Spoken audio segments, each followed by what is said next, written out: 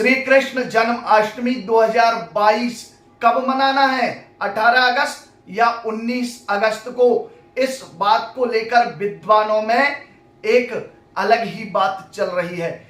हर एक विद्वान अपने ज्ञान के अनुसार अलग अलग तर्क दे रहे हैं और जन्माष्टमी के विषय में अपने विचार रख रहे हैं। लेकिन मैं यहां आज आपको सनातन वैदिक धर्म का निर्णय करने वाला ग्रंथ, जो शास्त्र और पुराण आदि से प्रमाणित है, निर्णय सिंधु नाम का यह ग्रंथ है। इस ग्रंथ के आधार पर आज मैं आपको बताने वाला हूं आपको जन्माष्टमी कब मनाना है, कब भगवान श्री कृष्ण के जन्म का उत्सव आपको मनाना है। तो वीडियो में अंत तक बने रहिए। जैसा कि आप सब जानते हैं, जन्माष्टमी का पर्व भाद्रपद के महीने में कृष्ण पक्ष की अष्टमी तिथि को मनाया जाता है।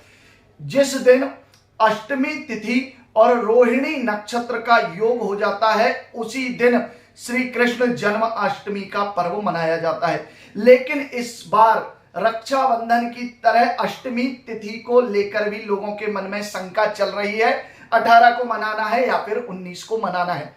तो मैं आज आपको बता देता हूं, सनातन धर्म ग्रंथ के प्रमाण के आधार पर इस वर्ष जन्माष्टमी का त्योहार 19 तारीख को मनाना श्रेष्ठ है।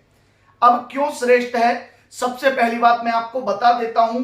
भोपाल के समय अनुसार अष्टमी तिथि 18 अगस्त की रात्रि 11:58 पर प्रारंभ हो रही है और 19 तारीख अर्थात 19 और 20 की रात्रि 12 के बाद समय बदल जाता है, तो 19 के बाद 20 की रात्रि 12:47 पर पूर्ण हो रही है।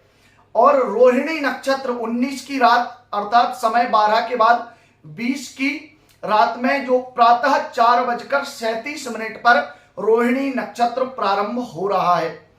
अब धर्म ग्रंथों की अगर हम माने तो सप्तमी से युक्त अष्टमी का व्रत करना श्रेष्ठ नहीं माना जाता है। उस व्रत का पूर्ण फल प्राप्त नहीं होता है और वह शुभ नहीं माना जाता है यदि हम सप्तमी से युक्त अष्टमी का व्रत करते हैं। सबसे पहली बात ये। दूसरी बात, 18 तारीख में रात्रि के 12 बजे भोपाल के अनुसार ना तो अष्टमी तिथि आ रही है और ना ही रोहिणी नक्षत्र का योग बन रहा है। और 19 तारीख में रात्रि 12:47 लगभग 1 बजे तक अष्टमी तिथि रही है और सूर्य उदय से 1 घंटे पहले रोहिणी नक्षत्र का भी आगमन हो गया है। अब निर्णय सिंधु के अनुसार यदि चंद्रमा से अष्टमी और रोहिणी का संबंध, क्योंकि चंद्रमा रात का स्वामी है, चंद्र ग्रह रात्रि का देवता है, यदि चंद्रमा से अष्टमी तिथि और रोहिणी नक्षत्र का संबंध हो जाता है तो उसी दिन श्री कृष्ण जन्माष्टमी मनाना श्रेष्ठ माना जाता है। जैसे सूर्योदय से पूर्व तक चंद्रमा का काल माना जाता है और सूर्योदय से 1 घंटे पहले रोहिणी नक्षत्र आ रहा है और रात्रि 12:47 1 बजे तक अष्टमी तिथि रही है, तो इसी योग के कारण 19 अगस्त को श्री कृष्ण जन्माष्टमी का पर्व और व्रत करना श्रेष्ठ है। अगली बात, कृष्ण पक्ष की अष्टमी को परा और शुक्ल पक्ष की अष्टमी को पूर्वा लेना चाहिए। अर्थात व्रत आदि में हमेशा जो तिथि सूर्य उदय के समय रही हो उसी तिथि को व्रत आदि में ग्रहण करना चाहिए। और यह जो योग बन रहा है रोहिणी नक्षत्र और अष्टमी तिथि का 19-20 अगस्त की रात्रि में यह जो योग बन रहा है वह योग जयंती नाम वाला है और कहा गया है कि जो मनुष्य जयंती योग में भगवान श्री कृष्ण का पूजन करता है, व्रत करता है, अपने कई जन्मों के पापों को नष्ट कर लेता है।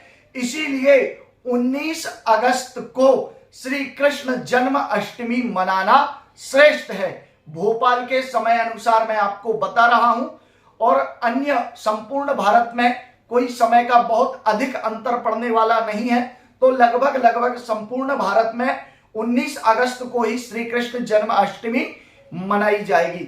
जय श्री महाकाल, हर हर महादेव।